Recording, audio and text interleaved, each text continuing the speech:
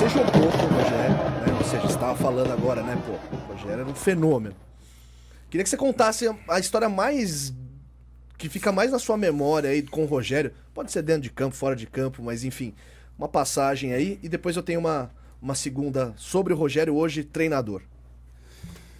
Vamos lá. O Rogério, ele é o cara mais mais profissional, obstinado, competente que eu convivi. Eu concentrava com o Rogério no quarto 1, que depois ficou só dele. E o controle remoto era na mão dele sempre, né? E eu era titular em 96 e ele era reserva do Zete. Ele é 7'3", eu sou 7'5". O Rogério, se ele abrir uma pastelaria, ele vai vender o melhor pastel do mundo. Esse é o Rogério. E dentro de um futuro próximo, eu acho que o Rogério ele tem que ser o técnico da seleção brasileira. Com a personalidade, com o conhecimento, com tudo que ele representa para o futebol brasileiro. O Rogério, depois de Zete, Miller, Palinha, Ronaldão, Pintado, é uma hora da história, né? E para mim são ídolos diferentes, né? O Rogério, da minha geração, os outros são imortais. Mas o Rogério, tudo que ele fez, que vai ser para a história, acho que dificilmente alguém vai conseguir chegar perto. Tudo que ele conquistou foi na raça. O Rogério ele não batia bem na bola. Ele chegava cedo para bater e para treinar. Então, mas há uma crença minha de que ali são super-heróis quando eles estão fardados. Nós estamos fardados. Sim. E a hora que você sai do jogo, vai pro vestiário e coloca uma roupa casual, você tem que aproximar o ídolo do ser humano. Não pode ser tão distante. E com essa reflexão de alguns dias, estou aqui viajando porque eu tenho pensado muito nisso. Isso é difícil você ser o mesmo dentro e fora. Porque dentro você realmente tem que criar um personagem, um super-herói ali. E não à toa, o Pelé, que é o maior de todos, ele falava na terceira pessoa. Pô. Sim. Que eu acho que era um exercício de separar a grandeza do Pelé do Edson. Porque ninguém consegue acompanhar o Pelé. Então, então fica esse ponto de reflexão do distanciamento que eu acho que tem aí de atleta, líder, gestor, técnico, amigo, ser humano e tal.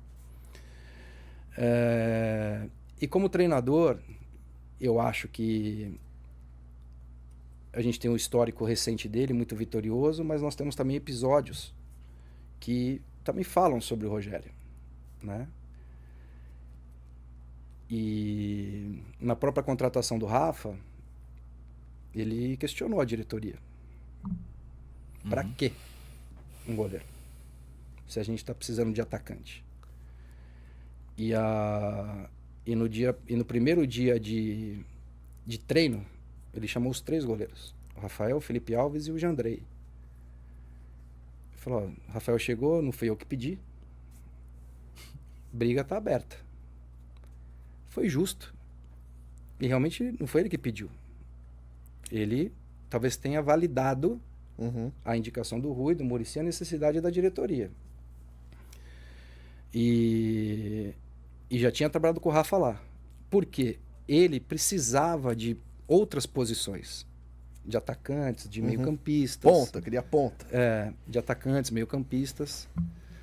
E então o grande mérito dessa contratação, ela Rui Costa, presidente, Belmonte e Muricy. Quer dizer que o melhor goleiro, então, aquele que resolveu, não foi o que o Rogério pediu. Pediu os outros, o Rogério. Sim, esse É, é o ele goleiro contratou o Diego Jandrei, Alves. né? É o Jandrei, o Diego Felipe Alves. Alves. Felipe Alves. E o Sidão, ele me Sidão. pediu. É. Né? Eu tinha fechado naquela linha do seu exemplo do Caio Paulista. O Sidão saiu do Audax e foi viver um grande momento no Botafogo. É. E aí, jogando muito lá no Botafogo, o Sidão não tinha empresário, com 30 e tantos anos tal, e acabei entrando lá numa concorrência, o Sidão me escolheu. E aí eu renovei o Sidão no Botafogo.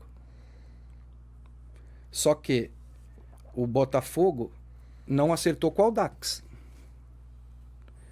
E aí o Rogério me ligou, falando, você já renovou o Sidão? Eu falei, eu já, mas o Botafogo ainda não acertou com o Audax, pô. E aí, naquela época, era o Alexandre Pássaro, o diretor de São Paulo.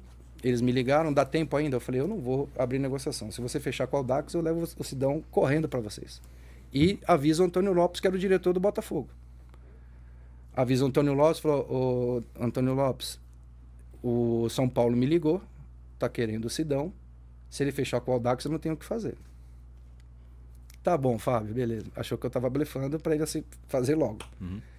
São Paulo fecha com O Audax. o Audax, o Sidão apresenta. Pô. E o Sidão foi aquilo dentro do São Paulo. Momentos de altos e baixos, outro de foi bem, outros mal, eu não sei o quê. E aí a gente traz de novo o mérito do agente, até onde vai o limite do agente, que é fazer o melhor plano e encontrar as melhores projeções. A performance já não cabe a mim, pô. Uhum.